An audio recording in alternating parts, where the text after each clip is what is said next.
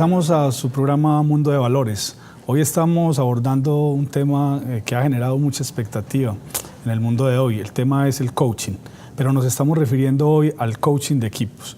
Y estábamos viendo en la parte anterior del programa, estábamos visualizando que el coaching de equipo lo referimos entonces a muchos ámbitos, no solamente al ámbito organizacional y al ámbito empresarial, sino a los ámbitos de la vida cotidiana, ¿cierto? La familia, las relaciones de pareja y a otros escenarios donde básicamente nos encontramos con otros a establecer unas relaciones y a establecer unas metas y unos objetivos para alcanzarlos. Y estábamos tratando de esbozar un poco cuál era el rol de ese coach que no es necesariamente aquel que se forma en los centros de formación para coaching, sino ese coach que tiene introyectada la relación de ayuda con otros, el establecimiento de relaciones no perfectas y básicamente aún permanece el conflicto en ellas, pero básicamente pendiente de acompañar ese proceso de desarrollo.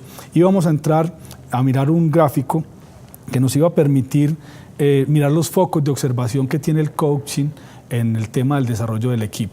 Y vamos a entrar entonces a mirar el concepto del contenido. Y estábamos mirando que el contenido tiene dos vertientes, una son la orientación a las relaciones y otra es la orientación a la tarea, que esa es una etapa de desarrollo, es un foco de observación que tiene el coach o quien acompaña el proceso para poder determinar cómo acompaña y cómo desarrolla habilidades y destrezas.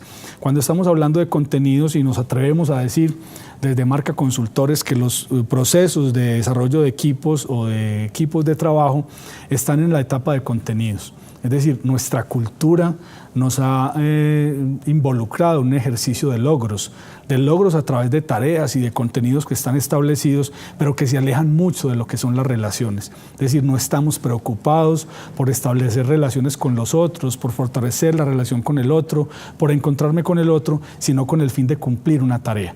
Eso nos aleja un poco de lo que determina la función. Voy a poner un ejemplo claro de un ejercicio que acompañé hace poco en un equipo de baloncesto juvenil. En el momento en que nosotros empezamos a acompañar el proceso de coaching, es un trabajo de coaching de equipo, pero también se puede referir al espacio familiar o al espacio organizacional.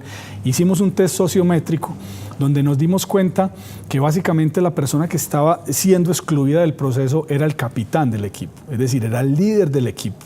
Pero había una exclusión y un acto de exclusión porque el líder solo estaba preocupado porque ellos lograran encestar y ganar torneos y ganar campeonatos. Pero ese líder no estaba preocupado por establecer relaciones con sus compañeros, no estaba preocupado porque esos compañeros estuvieran bienestar, porque esos compañeros se comunicaran bien, porque esos compañeros pudieran desarrollar otras habilidades desde la parte relacional. Hay una consecuencia de mirar solo el contenido y es que el otro se convierte en una amenaza. Porque si estamos hablando de contenidos, estamos hablando de logros, entonces el otro es para mí una amenaza porque mientras más sepa, más puede ocupar mi lugar. Es un temor que básicamente permite cuando los procesos se ubican solamente en la tarea y en el contenido y se focalizan allí. Además porque solamente se cumplen tareas puntuales desde las agendas, es decir, es muy poco común llegar a una reunión de un grupo primario de una organización o llegar a un grupo de un familiar a escuchar conversaciones distintas a lo que se ha logrado. Cuando los papás le preguntan a sus hijos cuántas materias perdiste este periodo, cuánto has logrado este periodo, cuáles son los logros que has alcanzado. Y cuando un jefe se para frente a su equipo y le pregunta qué hemos alcanzado, cuáles son las metas, cuáles son los números. Sí, ese es un asunto que está permeando mucho el desarrollo de las relaciones que nosotros establecemos, pero muy pocas veces se preguntan en los ámbitos familiares y en los ámbitos organizacionales qué está pasando con las relaciones entre nosotros.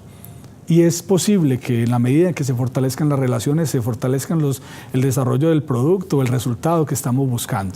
Pero el énfasis entonces es en el tema del desarrollo de la organización y del equipo como tal y de lo relacional.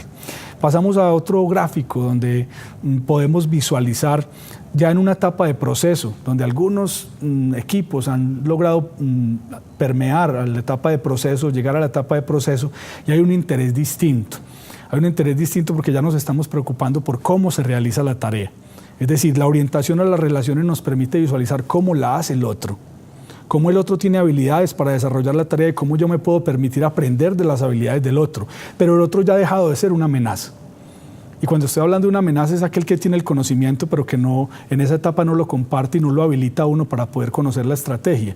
Eso es un elemento importante. Y lo otro es que desde la tarea ya hay una gran preocupación por cómo se relacionan los miembros entre sí, por cómo se comunican, por cómo establecen relaciones, cuáles son las relaciones de confianza, cómo se determinan las relaciones para poder construir un equipo de trabajo. Cuando voy a poner un ejemplo clásico de lo que permanentemente vemos en televisión, que estamos saturados de verlo, pero que además a algunos nos apasiona y es el fútbol. Es decir, cuando un capitán, cuando un entrenador no cumple con los objetivos de ese equipo de fútbol, lo único determinante es retirar el entrenador del equipo de trabajo. Es decir, él se hace responsable de la situación, pero no se evidencia un verdadero proceso de acompañamiento, donde se determine que no solamente es importante meter goles, donde se determine que no solo es importante el entrenamiento táctico y técnico, sino que es importante que ese equipo, que está llamado equipo de fútbol, pueda fundamentar otras habilidades relacionales que le permitan construir otro tipo de escenarios. Y pasamos a un siguiente gráfico, donde ya vemos procesos más de estructura, donde los procesos ya son más recurrentes, donde no deja de existir conflicto, pero ya las relaciones son más espontáneas, donde ya no son tan ficticias las relaciones. Es decir, donde ya yo puedo quitarme el disfraz que llevo puesto y poder encontrarme con el otro de una manera más espontánea y más tranquila. Cuando expreso quitarme el disfraz no es un asunto tajante, porque igualmente guardamos el disfraz, lo llevamos, el pseudo nos lleva permanentemente allí, pero sí es importante que las personas tengan la posibilidad de mostrarse como son. Y quiero mostrar un último gráfico que nos habla de dos focos importantes, y es que hay un psicoproceso y un socioproceso. Es decir, el coach o quien acompaña el proceso tiene que estar tan preocupado por lo que pasa con cada uno como preocupado por lo que pasan con sus equipos de trabajo. Es decir, lo que pasa con un miembro de su equipo afecta a todo el colectivo. Lo traslado al ámbito familiar. Lo que afecta al chico que acaba de llegar del colegio lastimado o preocupado afecta a todo ese entorno familiar. El tema de coaching de equipos es un tema amplio en su desarrollo. Es posible, es probable que próximamente nos encontremos a visualizar un panorama más amplio del desarrollo y las etapas de los equipos de trabajo, pero les agradezco mucho por haber compartido conmigo este espacio. Les habló Luis Ignacio Cardoso y les despido con mucho afecto del Mundo de Valores.